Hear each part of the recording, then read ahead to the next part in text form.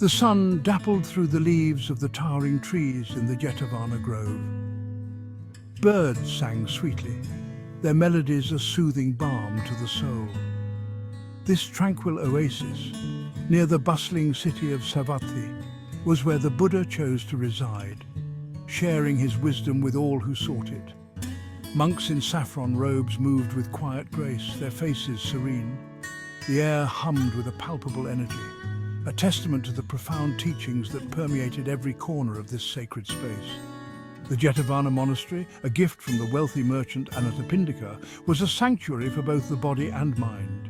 It was here that the Buddha, the awakened one, shared his insights into the nature of reality, illuminating the path to liberation from suffering. His words, like gentle rain on parched earth, nourished the seeds of understanding in the hearts of his disciples.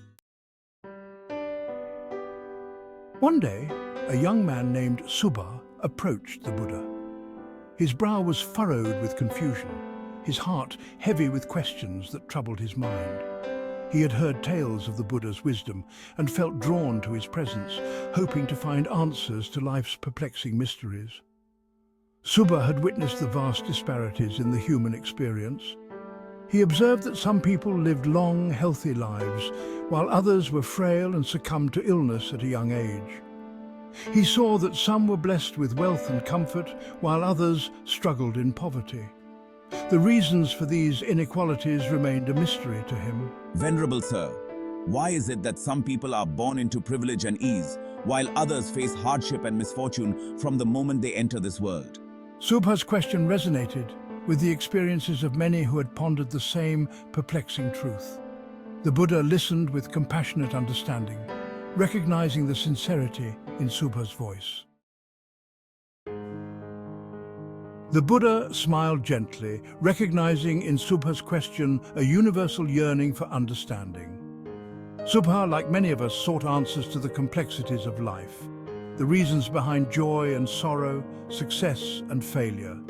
The Buddha's smile was not just a gesture of kindness, but a reflection of his deep wisdom and compassion. With words as clear and pure as a mountain stream, he offered an explanation that would forever change the way Subha viewed the world. His voice was calm and steady, like the flowing water that nourishes the earth, bringing clarity and insight to those who listened.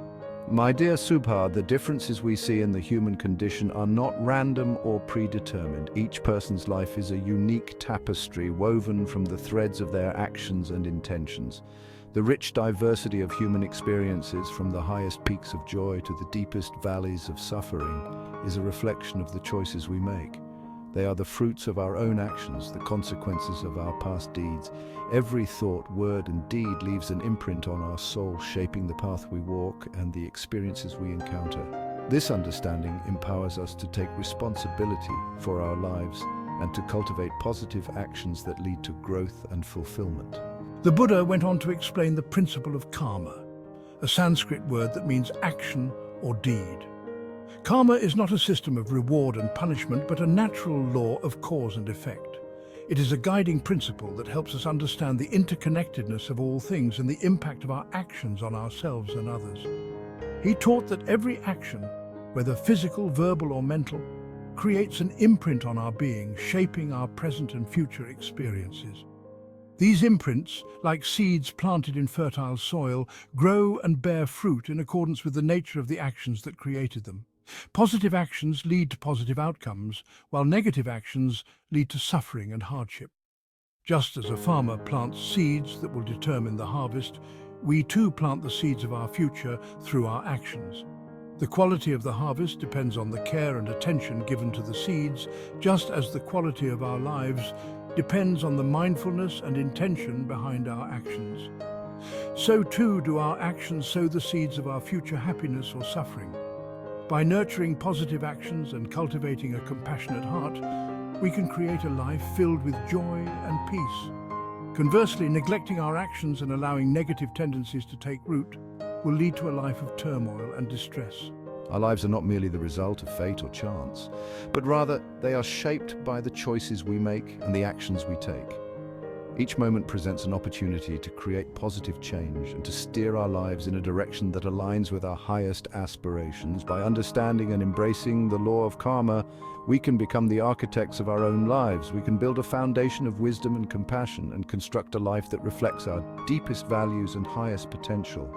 This is the law of karma, the principle of cause and effect that governs all of existence. It is a reminder that we are not powerless in the face of life's challenges, but rather we have the ability to shape our destiny through mindful and intentional actions. By living in harmony with this universal law, we can create a life of purpose, fulfillment, and peace. Section 4. The Seeds of Suffering. Subha, when we harm others, when we steal, when we act out of selfishness and greed, we set in motion a chain of events that not only affect those around us, but also ourselves. When we engage in sexual misconduct, when we lie, when we speak harshly, when we sow discord, we are planting seeds of suffering in the fertile soil of our minds.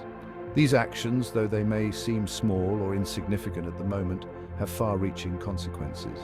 When we indulge in idle gossip, spreading rumors and falsehoods, we create a web of negativity that entangles not just others, but ourselves as well. Gossip may seem harmless, but it can destroy relationships and trust, leading to a cycle of pain and misunderstanding. When we covet what is not ours, when we allow envy and jealousy to take root in our hearts, we are never satisfied. This constant yearning for more, for what others have, blinds us to the abundance in our own lives and creates a perpetual state of discontent. When we harbor ill will, when we let anger and hatred fester within us, we are like a volcano ready to erupt. These emotions not only harm those around us, but also corrode our own peace of mind, leading to a life filled with turmoil and strife. And when we cling to wrong views, when we hold on to beliefs that are not grounded in truth, we chain ourselves to ignorance. These chains prevent us from seeing the world clearly and keep us trapped in a cycle of suffering.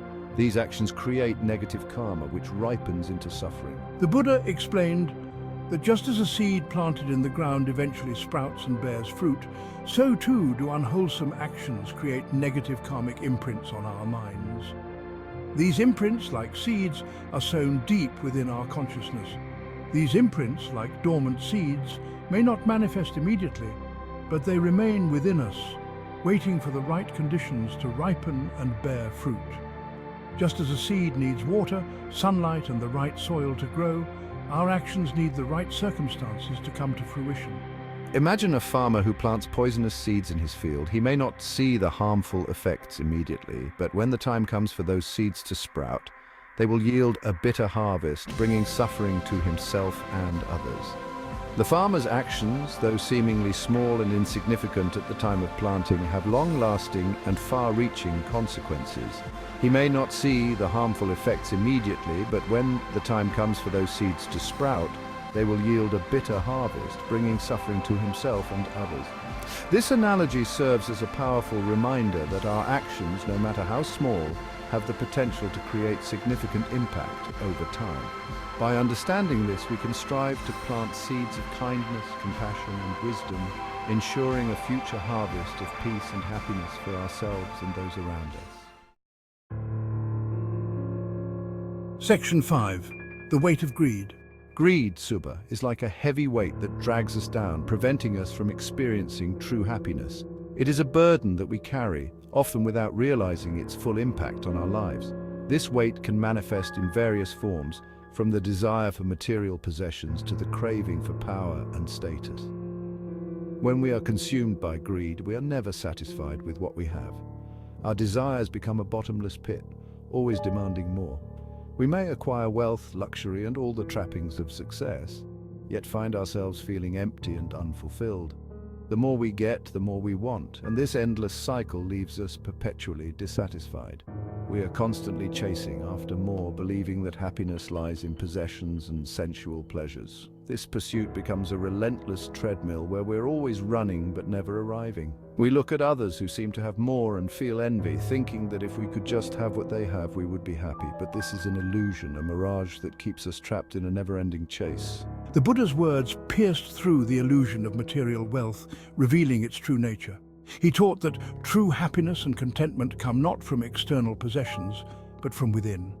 By understanding the nature of greed and learning to let go of our attachments, we can find a deeper, more lasting sense of peace.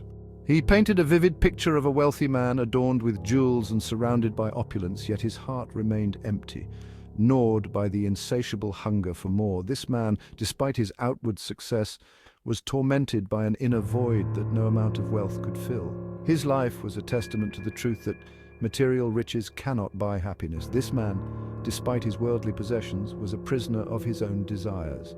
Unable to find true contentment, his wealth had become a cage, trapping him in a cycle of wanting and never having enough. He was isolated, cut off from genuine human connection and the simple joys of life, all because of his relentless pursuit of more. The Buddha explained that greed not only leads to suffering in this life, but also creates negative karma that can bind us to the cycle of birth and death. This cycle, known as samsara, is driven by our desires and attachments. By understanding and overcoming greed, we can break free from this cycle and attain true liberation. It is a powerful force that can cloud our judgment, leading us to act in ways that harm ourselves and others. Greed can make us make choices that are not in our best interest, causing pain and suffering. But by practicing mindfulness and cultivating a sense of contentment, we can learn to see through the illusions of greed and find a path to true happiness and peace.